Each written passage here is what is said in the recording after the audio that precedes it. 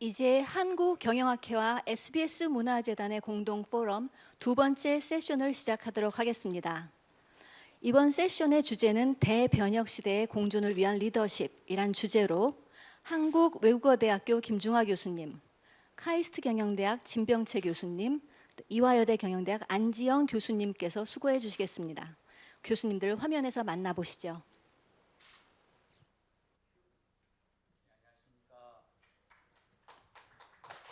제가 글을 제가 안 써서 다시 한번 인사드리겠습니다. 안녕하십니까? 지금 대공존의 대변혁의 시대의 공존을 위한 리더십에 대해서 우리가 이제 토론하려고 여기 모였습니다. 그래서 오늘 토론에 참여해 주실 분을 다시 한번 소개해드리도록 하겠습니다. 제 오른편에 카이스트 경영대학의 진병채 교수님 나오셨습니다. 네, 감사합니다. 네, 제 왼편에 이화여자대학교 경영대학의 안지영 교수님 나오셨습니다. 네, 지금 대변혁인데요. 코로나19로 인해서 여러 가지 사회적인 변화와 그리고 여러 국가적인 변화 그리고 인류 사회에 커다란 변화가 왔습니다. 그래서 이런 불확실성이 굉장히 많이 가시화되고 있는데 지금까지 거론되는 그런 불확실성을 일으키는 커다란 세 가지의 요인은 뭐냐면 기후변화, 그 다음에 세계화, 불평등이죠. 그런데 다행스러운 것은 우리 인류가 이제 디지털 테크놀로지를 발전시키고 또 인터넷이 많이 활용되어서 이런 여러 가지 변화들을 우리가 극복할 수 있는 그런 여러 가지 환경은 또한 조성되어 있는 것 같아요. 그런데 기업 입장에서는 이런 여러 가지 불확실성을 어떻게 하면 잘 극복할 수 있을까? 또 환경 변화에 잘 대처할 수 있을까?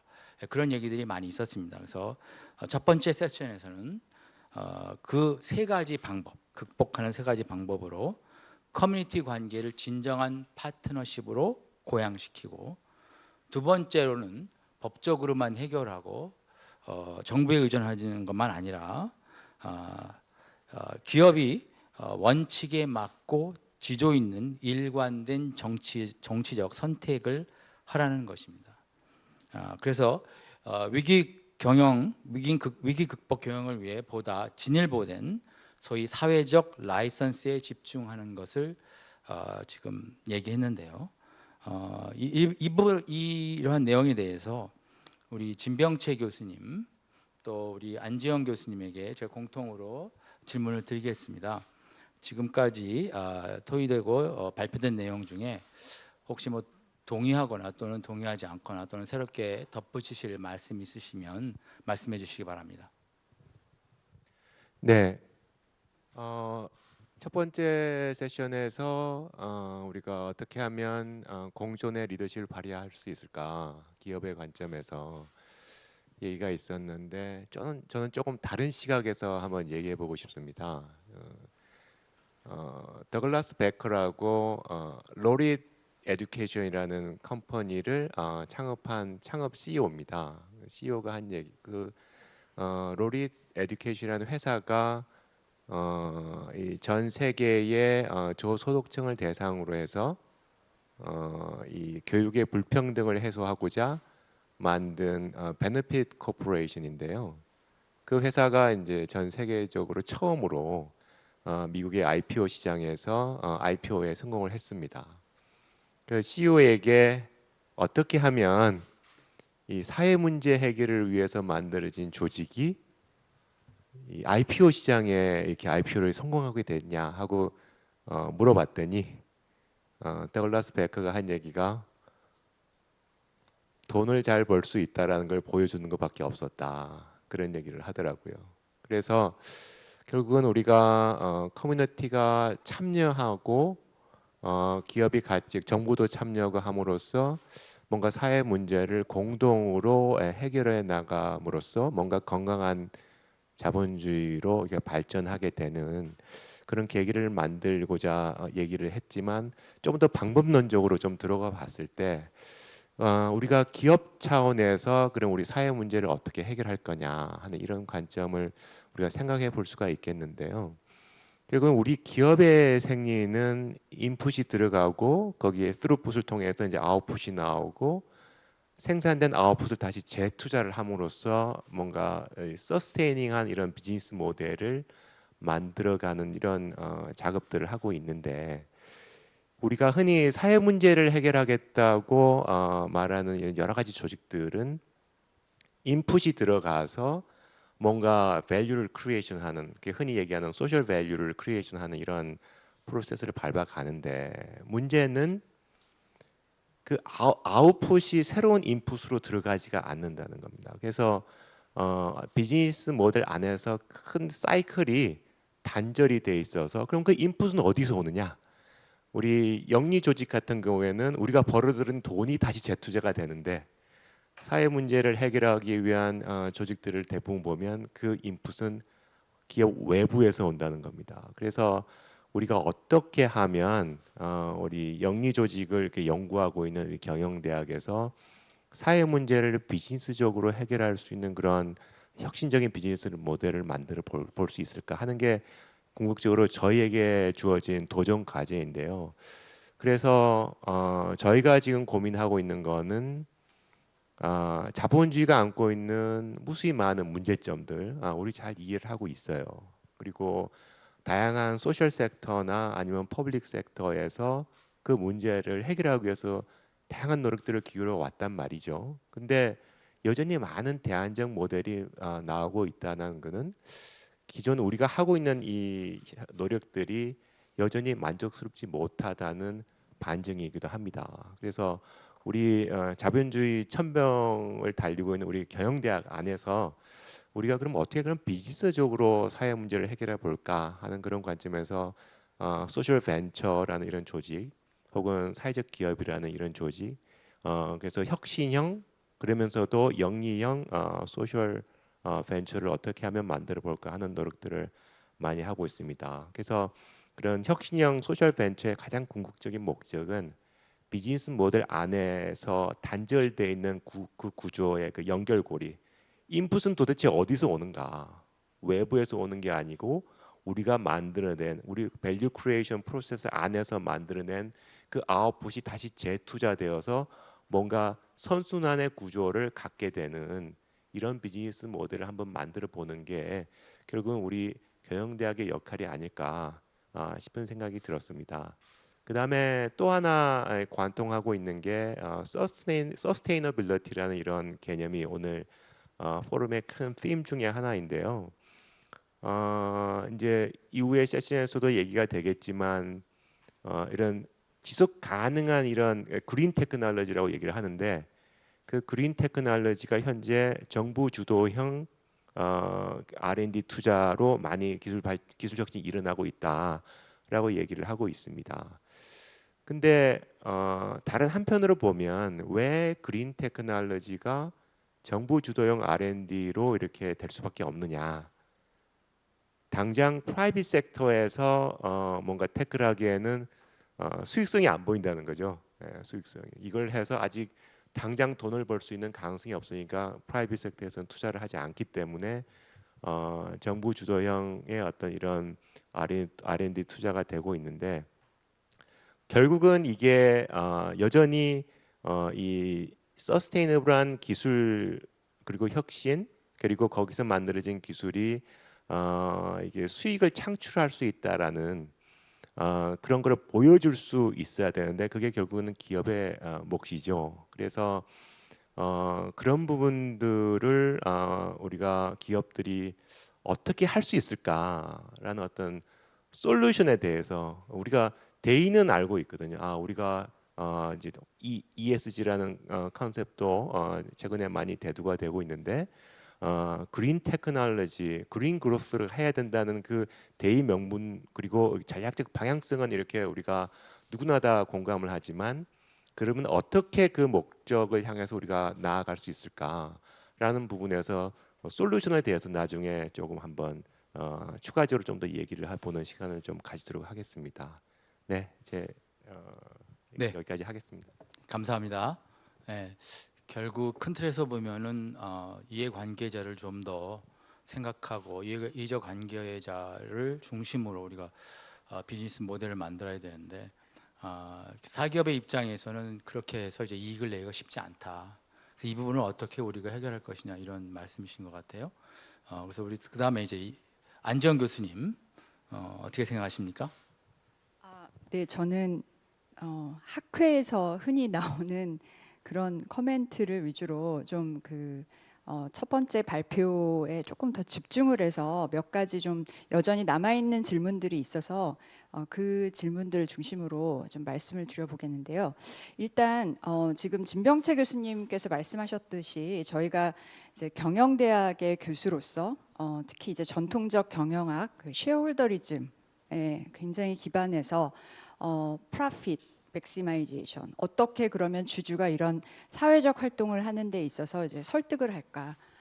이 인베스터들이나 쉐어홀더들에게 어떻게 이제 설득을 할까? 이런 여전히 그런 이제 질문들을 이렇게 떠나지 않았던 것 같습니다. 그런데 이제 지금은 뭐 워낙이 쉐어홀더리즘만큼이나 또 스테이크홀더리즘, 그러니까 이 커뮤니티도 그 기업의 어떤 지분을 가질 수 있는 스테이크를 갖고 있는 어떤 대상으로서 그들과 함께 협업을 하고 또 함께 사회적인 문제를 해결해 나감으로 인해서 최근에 제가 읽은 책 중에 이제 에델만이라는 사람이 쓴 Grow the Pie라는 책이 있었는데 이렇게 지금 어떤 쉐어홀더리즘에서는 그 제로섬으로 생각하고 있는 그런 구도를 이제 전체적으로 이렇게 공존을 함으로써 파일을 크게 만들어서 우리가 그 커뮤니티와 지금 파트너십을 하는 형태를 지금 그 발표자들께서 주장을 하셨는데 그런 그 파일을 크게 만들어서 이제 공동의 어떤 쉐어를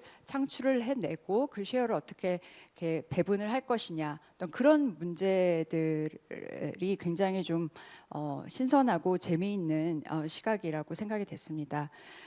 그런데 이제 그 여전히 좀 어떤 실무적인 그리고 이제 좀 구체적인 그 프로세스에 관한 문제들이 질문들이 좀 남아 있는 것 같습니다.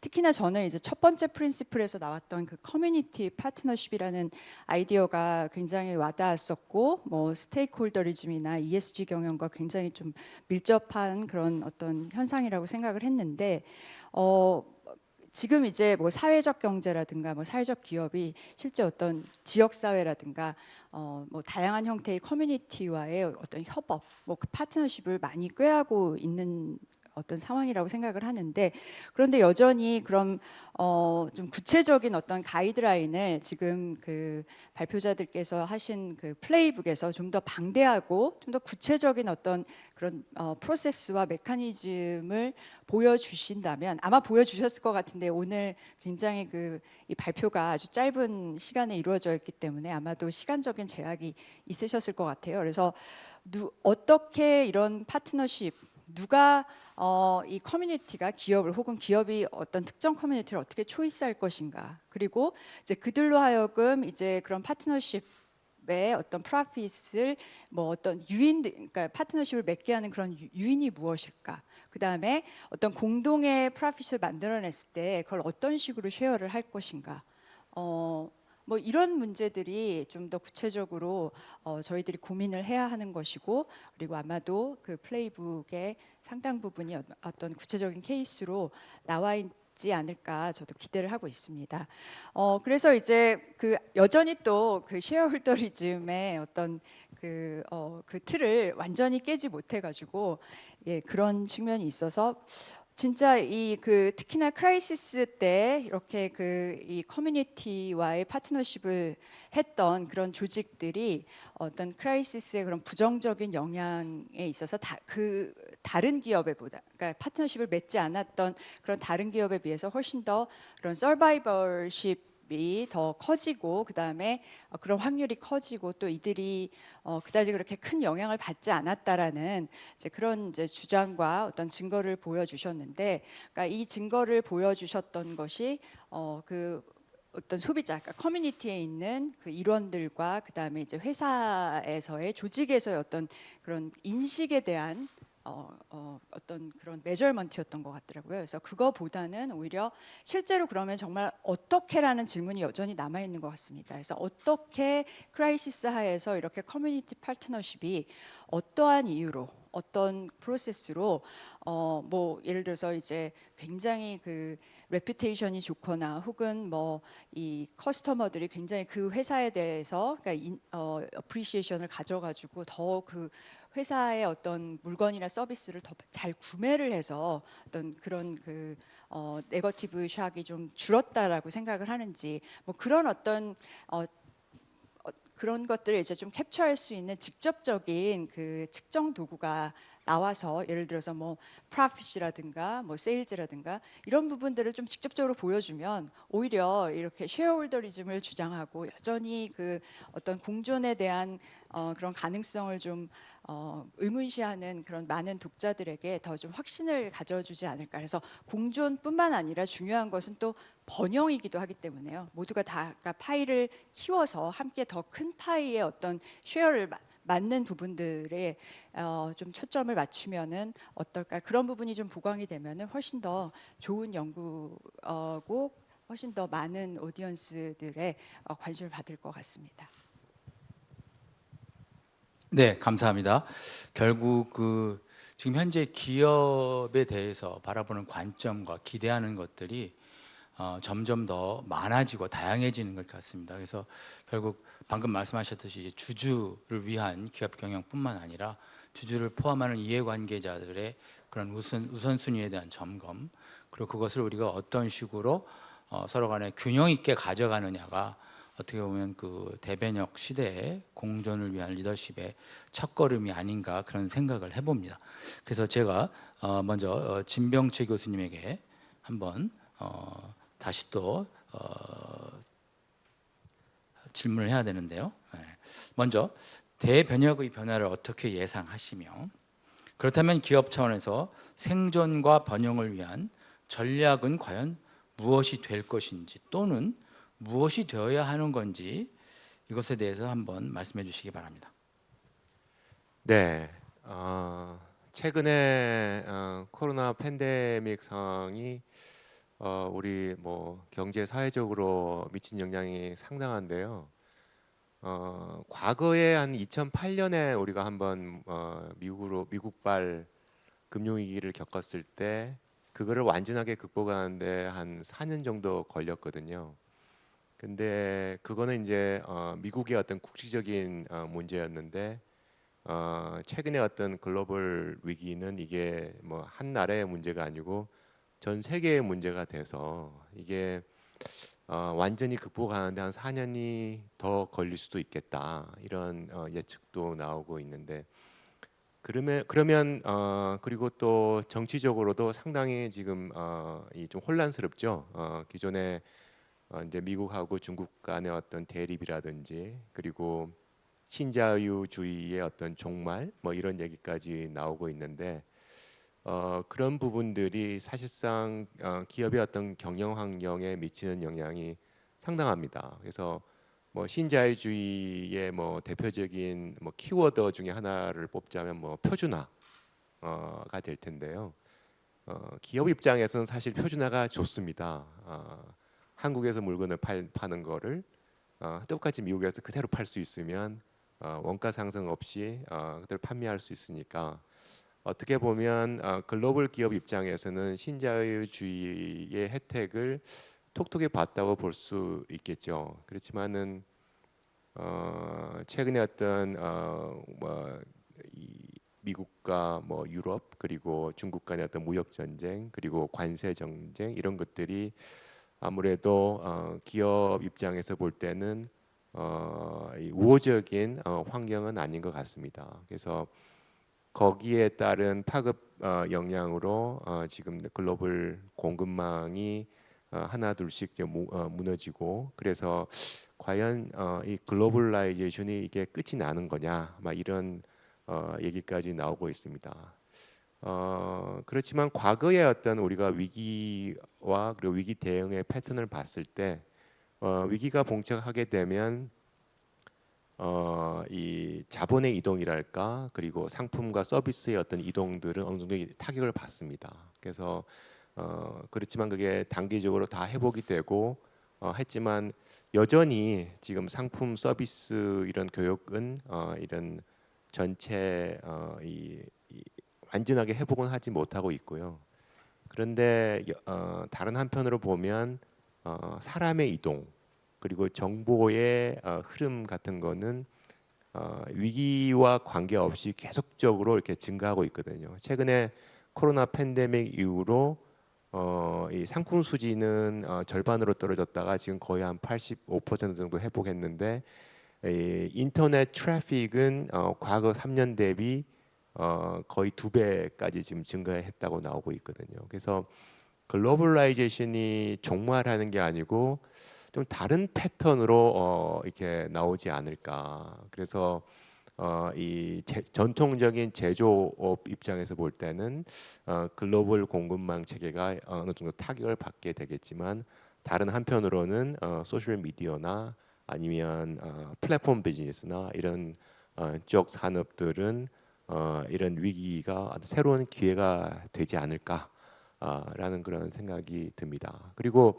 한국은 이제 전통적으로 이제 제조업을 통해서 이제 경제 성장을 해 왔는데요. 그래서 그럼 글로벌 공급망이 완전히 붕괴될 거냐라는 이런 부분들이 있는데 기업 입장에서 볼 때는 우리가 글로벌 비즈니스를 할 때 크게 세 가지 리스크를 얘기를 합니다. 하나는 이제 경제적 리스크하고 그다음에 이제 두 번째는 이제 폴리티컬 리스크 그리고 세 번째는 이제 컬처럴 리스크 그래서 문화적 리스크 이 세 가지의 리스크를 얘기를 하고 있는데 우리가 신자유주의 혜택을 받던 상황에서는 아무래도 경제적 리스크가 상대적으로 좀 적었죠. 적어서 우리가 글로벌 비즈니스 하기는 비교적 용이했는데 최근에 이 상황을 보면 히든 코스트가 조금 이렇게 증가하고 있습니다. 예를 들어 뭐 폴리티컬 리스크, 정치적 리스크라든지 아니면 문화적 리스크, 이게 자국 우선주의 이런 게 이제 문화적 리스크에서 이제 발생하는 리스크 중에 하나인데요. 그래서 우리가 기존에 간과했던 그런 리스크들이 늘고 있기 때문에 글로벌 밸류체인이라는 게 하루아침에 막 이렇게 바뀌지는 않습니다. 이 비즈니스라는 게 특히나 B2B 이 비즈니스는 하나의 신뢰 관계 속에서 이렇게 맺어진 관계이기 때문에 꽤 장기간의 어떤 이런 이 관계를 지속하는 이런 경향이 있거든요. 그래서 당분간 이게 글로벌 밸류체인이 완전히 재편되지는 않겠지만 우리가 조금 간과했던 정치적인 리스크라든지 혹은 문화적 리스크가 점점 증가하고 있어서 이게 신자유주의 물결에서 이게 사업 전략에서 이게 흔히 유행처럼 번졌던 게 아웃소싱이었거든요.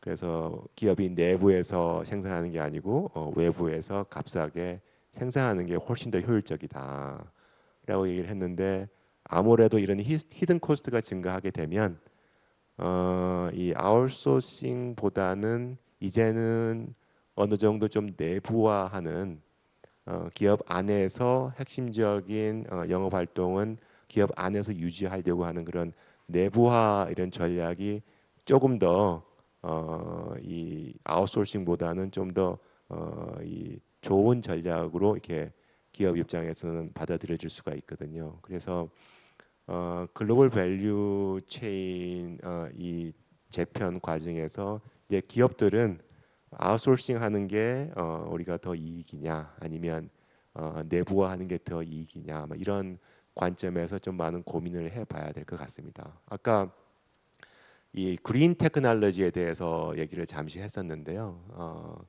그러니까 그린 테크놀로지가 이제 정부 주도형으로 이렇게 나오고 이렇게 많은 R&D 투자가 이루어지고 있다고 얘기를 하는데 한국을 보면 전체 R&D 투자 중에 비교적 일본이나 미국에 비해서 민간의 R&D 투자 비용이 비교적 높습니다. 그래서 우리나라 대기업이랄까 뭐 이런 중견기업에서 어마어마한 R&D 투자가 되고 있죠. 금액적으로 볼 때는 우리나라가 뭐 세계 5위 정도 R&D 투자를 하고 있지만 뭐 GDP 대비 인구 대비 비교를 해보면 한국이 글로벌 넘버 원입니다. 그만큼 R&D 투자를 많이 하고 있고 그린 테크놀로지도 현재 이제 프라이빗 섹터에서 투자를 많이 하고 있습니다. 많이 하고 있는데 지금 그린 테크놀로지에서의 어떤 한국 투자는 우리가 이제 흔히 우리가 소부장이라 얘기하죠. 소재, 부품, 장비였는데 B2B 마켓에서 투자가 많이 일어나고 있습니다. 이제 그게 한국에서 이제 이게 제한된 자원을 소규모 어떤 부품 쪽에 투자를 함으로써 뭔가 이 R&D 투자의 생산성을 좀 높일 수는 있었는데 문제는 이게 이제 글로벌 밸류 체인이 이게 무너지기 시작하면 우리가 만들었던 소재나 이 부품 장비들이 그거를 이제 OEM들이 구매를 하게 되는데 그거를 자국에서 만들려고 할 수가 있습니다. 그렇게 됐으면 우리나라 내 부품 산업이 어느 정도 그 위기를 겪을 수가 있거든요. 그래서 그런 부분에서 우리가 글로벌 밸류 체인에 우리가 안주해 있던 그런 비즈니스 모델들이 향후에 이 내부화가 이게 내부화 전략을 기존의 완성 이 제품 만드는 회사들이 내부화 전략을 추진할 때 우리가 어떻게 대응해야 될지 그에 대해서 좀 기업들이 많은 고민을 해야 되고 오늘날 뭐 많이 얘기되고 있는 뭐 전기차 쪽에 산업용 배터리가 우리 이제 LG나 삼성이나 SK에서 선제적인 투자를 해서 우리가 글로벌 탑을 달리고 있는데 결국은 그 산업용 배터리를 구매해주는 완성차 업체는 전부 다 우리나라 기업이 아니고 미국 기업이거나 지금 독일 기업이거든요. 그래서 그 회사들이 자기가 글로벌 밸류체인 조정 차원에서 내부화했을 때 우리나라 부품 회사들이 어떻게 대응해야 될지 하는 그런 부분들이 사실상 숙제로 좀 남습니다. 네. 그래서 그게 한 가지 우리나라 회사가 좀 벤치마크 할 수 있는 거는 이제 일본인데요. 이제 일본은 이 자동차 3사가 배터리 시장을 외주를 통해서 이렇게 조달하기보다는 조인트 벤처를 통해서 합자 회사를 만들었습니다. 다. 세 개의 회사 전부 다 합자 회사를 만들었어요. 조인트 벤처를 통해서. 그래서 핵심적인 배터리는 이게 우리가 가져가야 된다 해서 조인트 벤처를 만들었는데 우리나라 부품 회사도 아마 향후의 생존을 위해서는 그런 조인트 벤처 같은 것도 한번 고려해봐야 될 그런 솔루션이 아닐까라고 생각을 해봤습니다. 네. 네, 감사합니다. 제가 요약을 하려고 머릿속으로 열심히 제가 열심히 팔로우하고 있었는데 중간에 좀 까먹었어요. 죄송합니다. 근데 한번 요약을 해보면 제가 틀리면 말씀해 주시고요. 지금 이런 여러 가지 불확실성이 증가하면서 결국 산업의 구조가 재편이 되고 기존 전통적인 산업이 좀 이제 손해를 보고 없어지기도 하고 또 새로운 산업이 나타날 것이다. 그렇죠? 예, 그런 얘기 말씀하셨고 그 다음에 이제 기업들이 과거에 비해서는 경제적 리스크보다는 이제 정치적 그리고 문화적 리스크에 좀 더 많이 직면하게 될 것이다. 그래서 이것을 어떻게 극복할까 이런 부분에 대해서 말씀을 하셨고요. 그 다음에 기업 내부적으로는 아웃소싱보다는 내부에서 어떤 식으로 우리가 스스로 만들어서 외부 환경 변화에서 오는 그런 충격들을 좀 완화하고 글로벌 시장에서 살아남겠는가. 그래서 새로운 글로벌라이제이션이 지금 출현할 가능성도 있다. 이 정도로 요약하면 좀 되겠습니까 혹시? 네, 죄송합니다. 자, 그 다음에 우리 안지영 교수님에게 또 여쭤보겠습니다. 대변역의 변화에 따른 전략과 리더십의 변화를 예상할 때 기업의 조직 구조, 기업 문화의 변화, 그리고 일하는 방식 등은 어떻게 변할 것인지 혹은 변해야 하는지 한번 말씀해 주시기 바랍니다. 네, 정말 빅 퀘스천이신데요.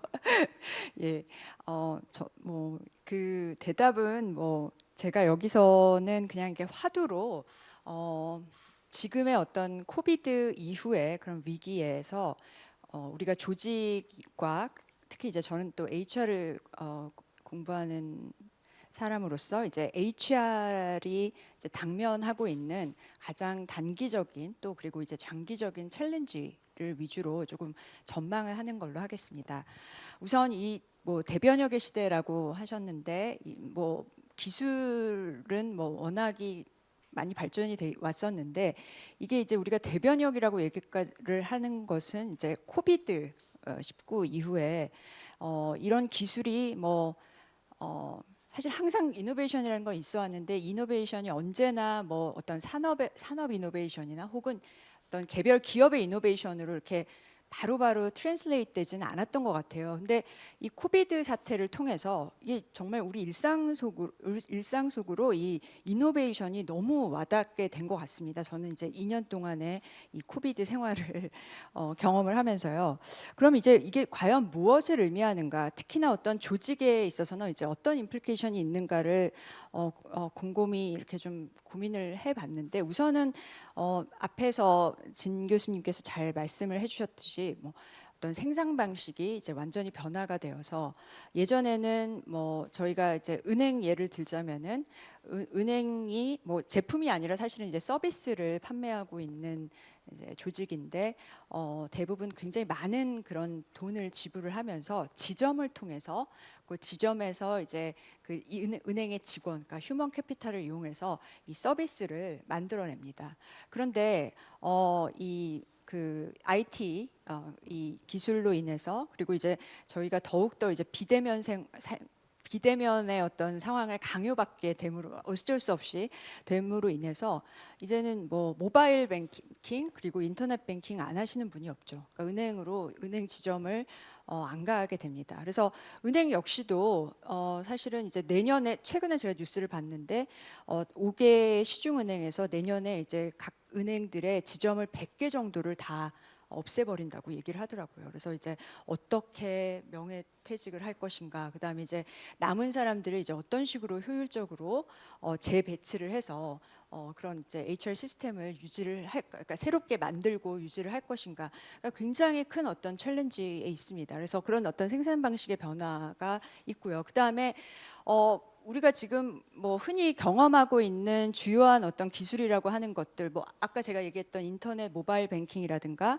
혹은 뭐 플랫폼이라든가, 그다음에 이제 줌 미팅, 뭐 이런 것이 사실은 거리를, 그러니까 이 한 공간에 있지 않아도 우리가 같이 일을 할 수 있고, 그리고 공부를 할 수 있고, 그다음에 어떤 서비스와 뭐 제품을 살 수 있고 거래를 할 수 있는, 이제 그야말로 정말 거리를 극복한 어떤 그런 의미를 갖는 것 같습니다. 그래서 사실은 이 의미가 정말 제가 생각하기에, 그리고 많은 연구자들이 어그리를 했지만 이 어떤 조직에 굉장한 큰 어떤 임팩트를 준 것 같습니다. 그래서 우선은 이제 정보라는 거에 조금 관심을 가져야 될 것 같은데요.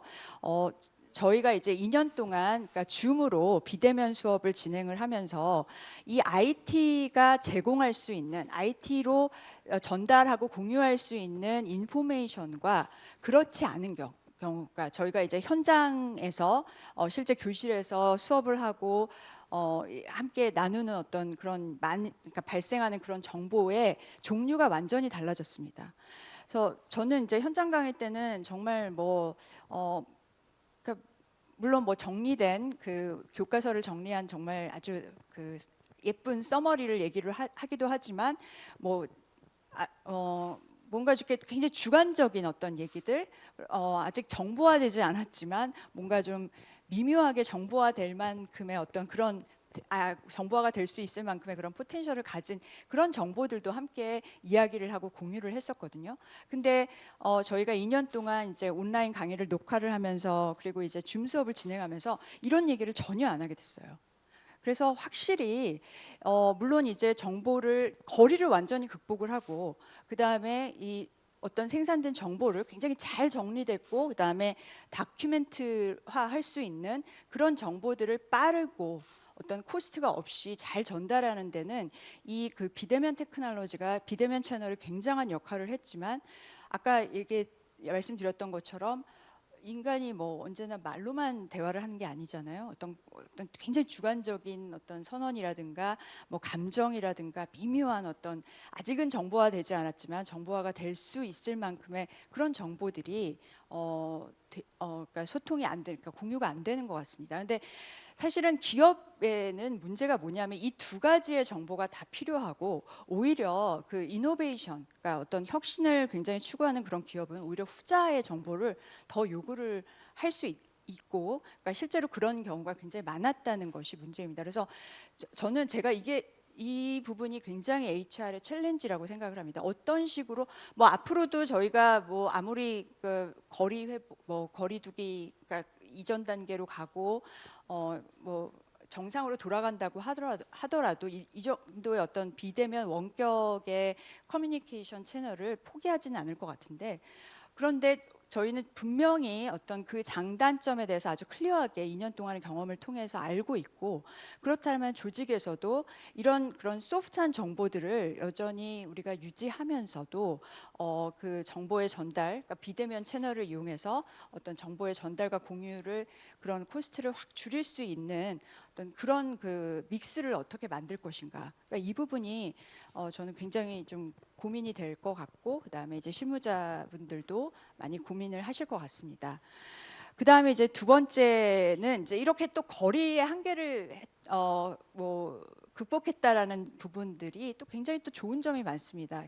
예전에는 저희가 사실 일할 때는 항상 사는 곳과 일하는 곳이 많이 분리가 되지 않았어요. 그러니까 가까운 데 살아야 저희가 일을 할 수가 있었는데, 이제 정말 그 비대면과 그다음에 이렇게 여러 IT 테크놀로지를 이용해서 뭐 제주도에서만 살고 싶은 사람, 그다음에 뉴욕에서 떠나기 싫은 사람, 그렇지만 굉장히 좋은 인력, 이런 사람들을 저희가 서울 본사에서 하이어할 수가 있습니다. 물론 이들과 함께 그 가상 그 팀을 이용해 가지고 어떤 식으로 뭐 이런 그 아까 얘기했던 그 다큐멘트 할 수 있는 그런 인포메이션과 그렇지 않은 인포메이션을 함께 잘 유지를 하면서 그 매니지를 할까라는 거는 또 다른 이제 챌린지로 남아 있지만, 여전히 이렇게 인력의 어떤 그런 풀을 굉장히 확대했다는 차원에서는 굉장히 좋은 어떤 기회라고 생각을 합니다.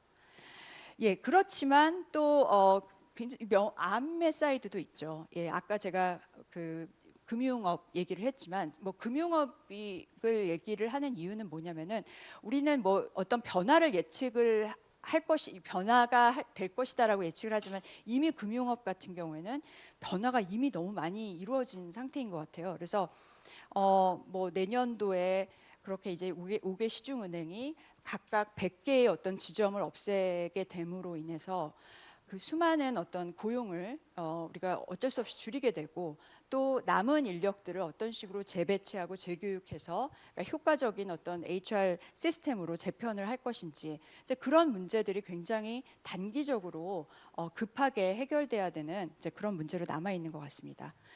그 다음에 이제 마지막으로 얘기를 하고 싶은 부분이, 저희가 또 하나의 어떤 가능성으로, 그러니까 IT에 대한 어떤 가능성으로 HR 영역에서 이야기하는 것이 뭐 HR 텍이라고 얘기하는 뭐 HR 어널리틱스, 이런 부분이 있는데요. 실제로 이제 기술로 인해 가지고 저희가 과거에는 정말 뭐 측정도 안 되고 관찰도 안 돼서 얻을 수 없는 정보들을 이제 실시간으로 정말로 많은 그런 정보들을 얻을 수 있게 됐습니다. 그런데 이제 여전히 문제는 뭐냐면, 우리가 그러면 과연 어떤 정보를 이렇게 대량으로 빅데이터라는 형태로 만들 것이냐, 어떤 식으로 측정을 할 것이냐, 그리고 이걸 어디에다 사용을 할 것이냐, 이런 문제가 아직까지는 어떤 산업에서 많이, 그러니까 논의는 굉장히 활발하게 이루어져 있는데 그러니까 고민을 하고 있는 그런 단계인 것 같습니다. 마지막으로 이제 문화를 말씀을 주셨는데, 제가 이제 문화를 전공하는 학자는 아닌데요. 그 기존에 사실은 이제 그 이노베이션에 가장 적합한 어떤 문화를 우리는 수평적인 문화라고 얘기를 합니다. 그러니까 되게 그 의사소통에 어떤 위계가 없고 활발하게 어떤 자율권을 많이 주고 책임도 주고 어떤 위계를 전혀 주지 않는 이제 그런 문화라고 이야기를 하는데, 그런데 이제 이런 그 비대면과 뭐 코비드 이후의 그런 조직의 문화가 좀 우리가 알고 있는 수평적 문화하고는 조금 다를 수도 있을 것 같아요. 그러니까 기존의 그런 수평적 문화는 사실은 공간을 함께 함으로써 더 큰 시너지 효과가 있었던 것 같습니다. 이거는 그냥 저의 추측인데요. 뭐 구글이라든가 여러분들 뭐 그 MS가 늘 자랑하고 있는 그 캠퍼스라고 얘기하는 회사 구조를 보면은 뭐 완전히 벽 다 허물고 다 같이 놀고 뭐 먹고 이렇게 해서 같이 부대끼면서 같은 공간에서 수평적인 그런 구조를 만들면서 굉장히 많은 시너지를 일으켰는데, 이게 지금 우리가 거리가 멀어짐에 따라서 되지 않잖아요. 그래서 약간은 그런 다른 형태의 그런 제3의 어떤 문화의 형식이 나오지 않을까 그렇게 기대를 하고 있습니다. 예, 감사합니다. 제가 요약을 하려고 그랬는데 시간이 많이 지나돼 가지고 요약은 생략하고요. 오늘 토론회 결말 결론 한번 요약해 보겠습니다. 우리가 그동안 좋은 리더십이라고 여겼던 것은 사실 과거 앞으로 새로운 그런 대변혁의 시대에 별반 다르지 않다고 생각합니다. 시대와 환경을 초월해서 좋고 필요한 리더십의 특성은 일관된 것으로 생각이 되고요. 다만 기업과 기업 구성원, 기업이 활동하는 물질 환경과 인간 사회, 그리고 특히 주주를 포함하는 이해관계자에 대한 관점과 우선순위의 점검, 그리고 이에 따른 변화가 필요하다는 것입니다. 대변혁의 시대에 지속 가능한 생존과 번영을 위해서는 첫째, 지향하는 가치를 분명히 하고, 둘째, 기업이 속한 사회에 좀 더 적극적인 참여를 하며, 그리고 자신만의 독특한 가치를 만들므로 기여해야 한다는 것입니다. 오늘 두 분 감사합니다. 수고하셨습니다. 이것으로 마치겠습니다. 감사합니다. 세 분 교수님. 이번 세션에서는 대변혁 시대 공존을 위해서, 그리고 더 나아가서 파이를 키워 번영을 위해서 나아갈 기업과 사회의 방향에 대해서 다양한 이슈, 특히 기술적이고 조직적인 여러 가지 현황과 과제들을 배울 수 있었습니다. 지금 오늘 제안해 주신 도전 과제들이 앞으로 이제 구체적인 실무적인 프로세스나 메커니즘으로 실현될 수 있을 것으로 기대합니다. 네, 그럼 이제 잠시 휴식을 취하시고 4시 50분부터 오늘의 마지막 세션이 진행되겠습니다. 다음 세션은 Future of Capitalism이라는 주제로 자본주의의 미래에 대한 이야기로 구성했고, 연세대학교 이두원 학장님께서 진행해 주시겠습니다. 이제 잠시 휴식 취하시고 4시 50분에 뵙겠습니다. 온 오프라인으로 참석하시는 참가자분들 모두 마지막까지 함께 해주시기 바랍니다. 감사합니다.